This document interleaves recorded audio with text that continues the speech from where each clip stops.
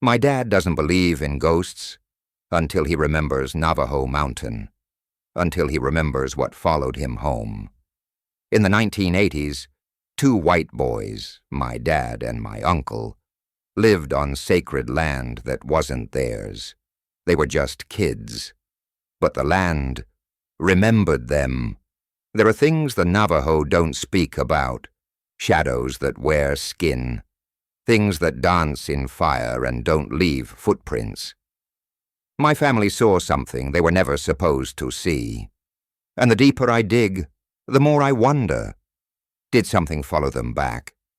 Or worse, did something stay inside them? Meet my skinwalking parents. A horror story from Navajo Mountain.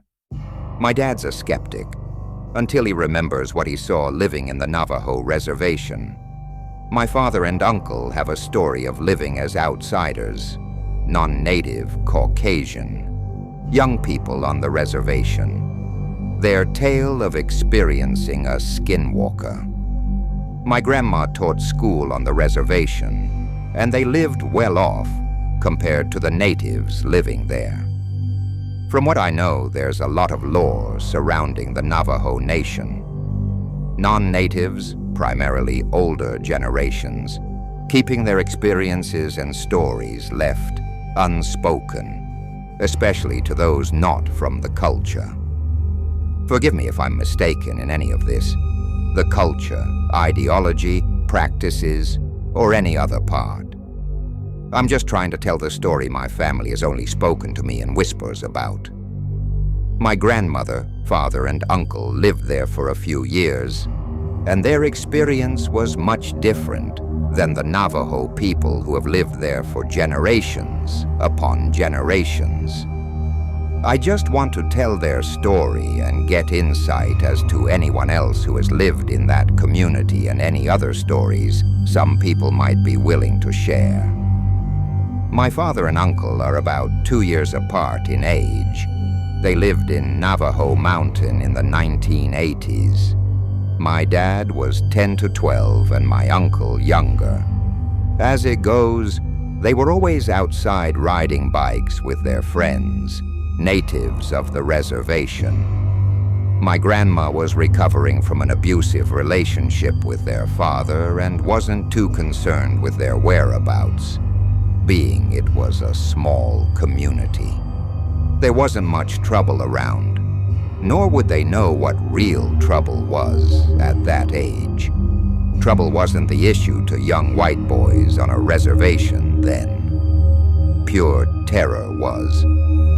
It was a typical night without any parental supervision. The night was colder than usual, and the night sky was blacker than you could imagine.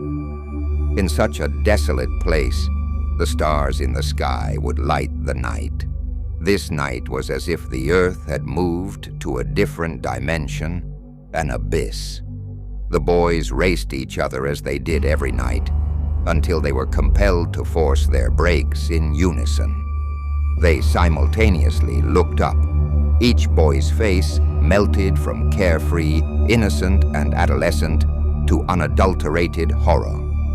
The boys stood motionless, grasping their bikes with every nerve, muscle, and strength in their body on the dirt road.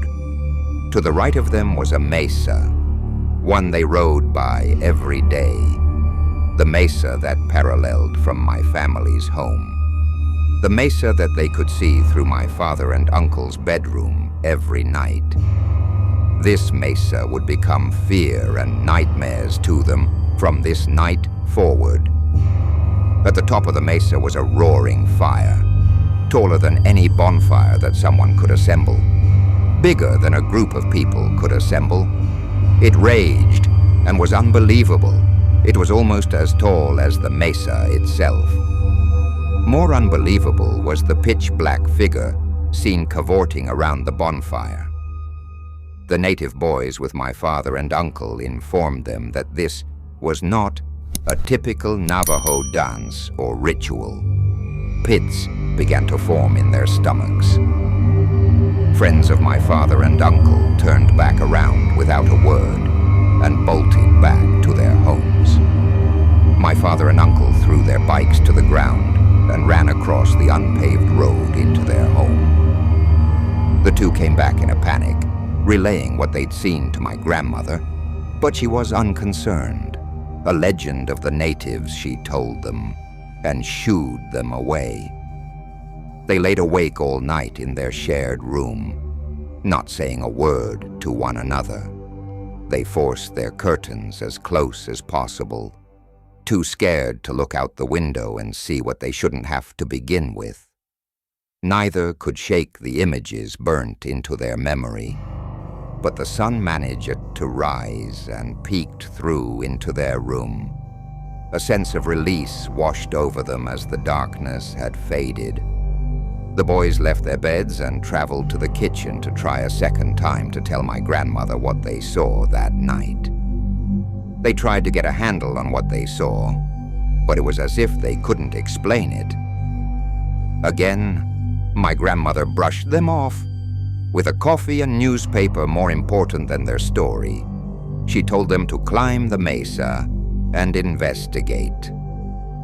The boys wrangled the friends who shared the experience with the night prior as they passed on their bikes. The friends stayed on the dirt road, looking up at the mesa as my father and uncle climbed up to see any evidence of the hell-burning fire they witnessed together. The mesa wasn't much taller than an average one-story house, so the brothers took less than 2 minutes to climb to the top where the nightmare took place. When they got to the top, they were hysterical and also relieved. There was no indication a bonfire of that enormity, or even a fire at all, had taken place. On the mesa, they had clearly seen it the night earlier. They climbed down and told the message to the friends who had also been a part of the shocking scene. Their native friends looked at them in shock, but neither said a word to them. They immediately turned their bikes around and proceeded home. It was never talked about again, despite my father and brother asking about it. My grandmother and everyone else in the community refused to talk about it again. My father is a skeptic. He does not believe in anything paranormal. Aliens, ghosts, mermaids, you name it. But whenever I ask about the skinwalker he saw, he turns pale and white. He gets quiet, jumpy and curt.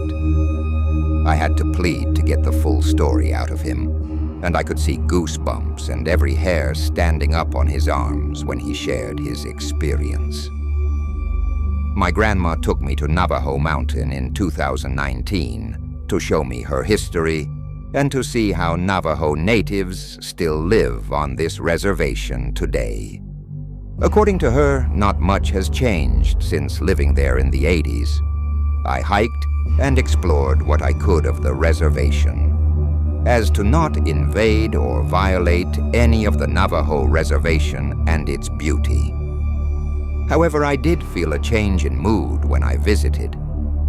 My existence felt heavy, as if I wasn't supposed to be there or if I was invading on territory that wasn't meant for me. Not caused by any of the community there, but just by my presence being on the land. I will never forget my experience visiting and all that I learned about reservation life. My intention is to hear any other stories from Navajo Mountain residents or talk with some people with similar stories in the Navajo reservation. I climbed the mesa where the skinwalker my dad and uncle claimed had its ritual. I felt pretty normal until I got to the top and stood in the middle. I felt some darkness creep into me as I stood there. I've never been the same since.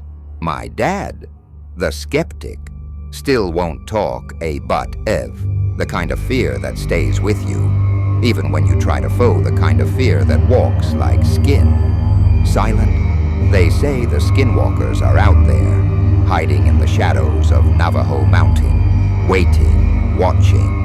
And maybe some stories are not meant to be understood, only respected. I climbed that mesa myself.